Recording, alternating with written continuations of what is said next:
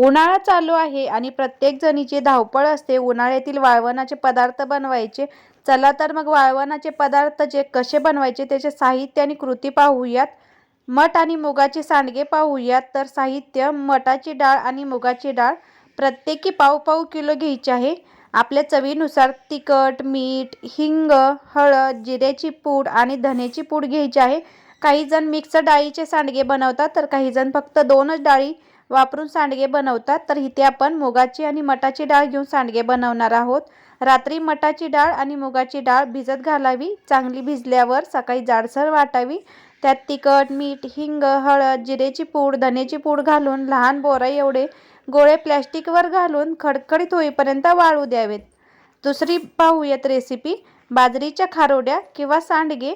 साहित्य पाहू: अर्धा किलो बाजरी, 1 वाटी ताक, मीठ, 2 चमचे लसूण पेस्ट, लाल तिखट आणि कोथिंबीर. कृती: बाजरी निवडून 3-4 तास पाण्यात भिजत घालून नंतर उपसून मिक्सरवर दळावी. जाडसर दळावी. मिक्सरवर केल्यास जरासे भरडेस वाटा.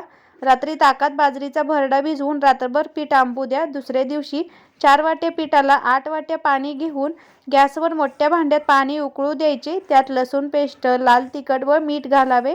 पाणी चांगले उकळल्यावर त्यात बाजरीचे आंबवलेले पीठ घालून चांगले शिजू द्यावे. मंद आचेवर झाकण ठेवून शिजवावे व घेरावे. पिठाला दाटपणा आल्यावर चांगले हलवून गॅसवरून खाली उतरवून जरा थंड झाल्यावर प्लॅस्टिक पेपरवर अथवा ताटावर छोट्या वड्या टाकाव्यात. कडक उन्हात 2-3 दिवस वाळवावे. वरीलप्रमाणेच गव्हाच्याही खारोड्या करतात. तर बाजरीच्या आणि गव्हाच्या खारोड्या भाजी करण्याआधी थोडा वेळ भिजवून ठेवायच्या असतात किंवा बाजरीच्या खारोड्या शक्यतो तळून तोंडी लावण्यासाठी खातात. मिरगुंड, मटमुगाच्या वड्या, गव्हाच्या खारोड्या, बाजरीच्या खारोड्या. तर ज्वारीचे बिबटे पाहूयात. जास्त करून खानदेशात बनवतात किंवा पापड पण म्हणतात. साहित्य: 1 किलो ज्वारी, 3-4 लसणीचे गड्डे, 2 चमचे जिरे, 2 चमचे तीळ, मीठ, तिखट 3 चमचे. कृती: ज्वारी 3 दिवस भिजवावी. तिसऱ्या दिवशी धुवून थोडा वेळ सावलीत वाळवून व मिक्सरवर दळावी व एका सुती कापडात घट्ट बांधून ठेवावी. चौथ्या दिवशी ज्वारीच्या दुप्पट पाणी गरम करून त्यात मीठ व वाटलेली लसूण, जिरे, तीळ घालावे. नंतर वाटलेले ज्वारीचे पीठ हळूहळू सोडावे. ते हलवत राहावे. शिजवताना पिठात बुडबुडे आले की पीठ शिजले असे समजावे. मग ओला रुमाल करून त्यावर थोडे पीठ घालून हाताला पाणी लावून पातळ थापावे व कडकडीत उन्हात वाळवावे. बिबट्या चांगल्या कडकडीत वाळवण्यासाठी 2 ते 3 दिवस तरी लागतात. पुढची रेसिपी पाहूयात. साबुदाणा बटाटा भगरीच्या चकल्या किंवा फक्त साबुदाणा बटाटा पण वापरला तरी चालेल. साहित्य: बटाटे 1 किलो, साबुदाणा अर्धा किलो, भगर पाव किलो, लाल तिखट, आलं, जिरे, मीठ चवीनुसार. कृती: बटाटे उकडून साले काढून घ्यावीत. साबुदाणा रात्रभर भिजवून घ्यावा. भगरसुद्धा मऊ शिजवून घ्यावी. नंतर सर्व साहित्य एकत्र करून मळावे. चवीपुरते मीठ घालून चकलीच्या सोऱ्यामध्ये चकल्या पाडून त्या कडकडीत उन्हात वाळवाव्यात. आता पाहूयात ताकातल्या मिरच्या. हिवाळ्यात मिळणाऱ्या थोड्या जाडसर मिरच्या अर्धा किलो घेऊन त्यांना मध्ये चीर द्यावी.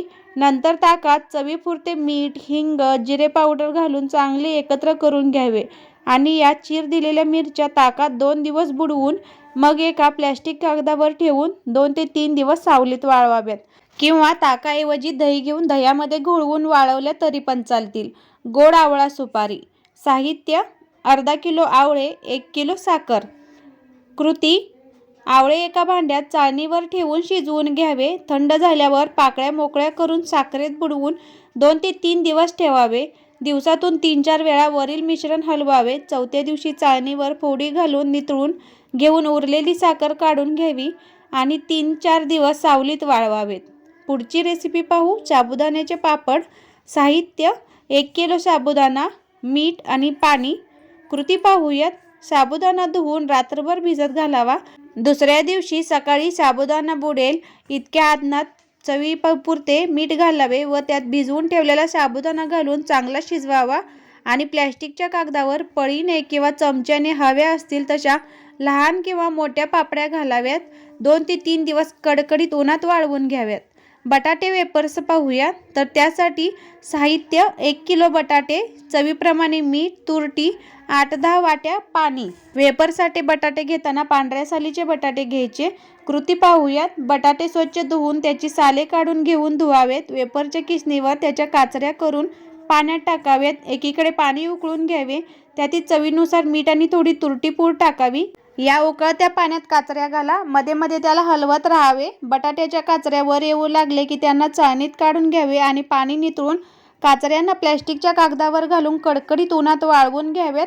बटाट्याचे वेफर्स शिजवताना फक्त 60% शिजवायचे आणि काढून पाण्यातून घेऊन उन्हात वाळवायचे। उडीद पापड पाहूयात।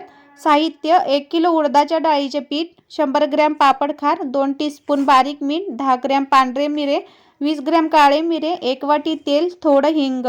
कृती पाहूयात। उडदाची डाळ दळून आणावी, 2 वाटे पीठ बाजूला काढून ठेवावे, 5 वाटे पाणी पातेल्यात घ्यावे, त्यात पापड खार व मीठ घालून उकळावे, पाणी गार झाल्यावर गाळून घ्यावे। मिऱ्यांची व हिंग्याची पूड करावी। उडदाच्या डाळीच्या पिठात मिरपूड, हिंग घालून पापड खार व मिठाच्या उकळून गार केलेल्या पाण्याने पीठ घट्ट मळावे। पीठ शक्यतो 2-3 तास आधी भिजवून ठेवावे। पाटाला तेल व वरवंट्याला तेल लावून पापडाचे पीठ कुटावे। पीठ कुटून त्याचा मऊ गोळा झाला पाहिजे। पीठ कुटताना अधूनमधून पिठाचा गोळा हाताने ताणून लांब करून परत गोळा करून कुटावा।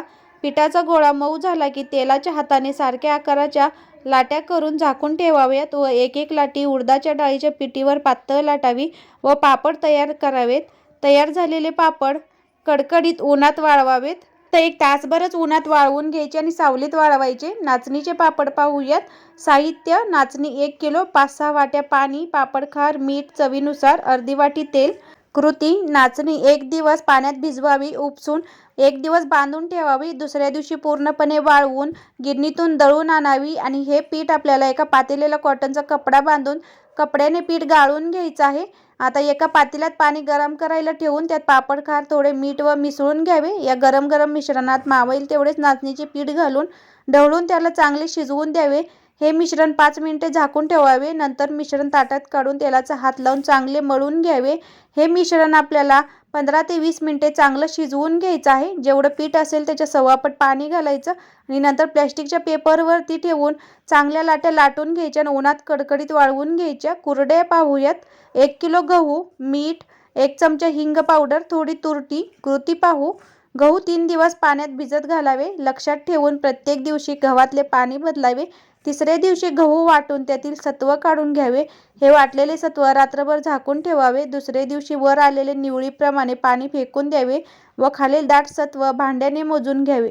जेवढी भांडी गव्हाचे सत्व असेल तेवढी भांडी पाणी उकळायला ठेवावे। पाण्यात अंदाजे मीठ व हिंगाची पावडर आणि थोडी तुरटी घालावी व पाण्याला उकळी आल्यानंतर भांड्यात एका बाजूने गव्हाच्या सत्वाची धार धरून पीठ लाकडी चमच्याने सतत हलवावे, गुठळी होऊ देऊ नये। पीठ शिजत आले की घट्ट, चकचकीत व पारदर्शक होईल। पीठ खाली उतरवून शेवेच्या सोऱ्यात गरम असतानाच आपल्याला मोठ्या कुरडया घालायच्या आहेत आणि कडकडीत उन्हात वाळवायच्या आहेत। शेवया पाहूयात। साहित्य: 1 किलो गव्हाचा रवा, अर्धा किलो मैदा, चवीला मीठ आणि थोडं तेल। कृती पाहूयात। रवा व मैदा एकत्र करून चवीनुसार मीठ घालून भिजवावा। शेवया करायच्या 4 तास आधी पीठ भिजवून आणि झाकून ठेवावं।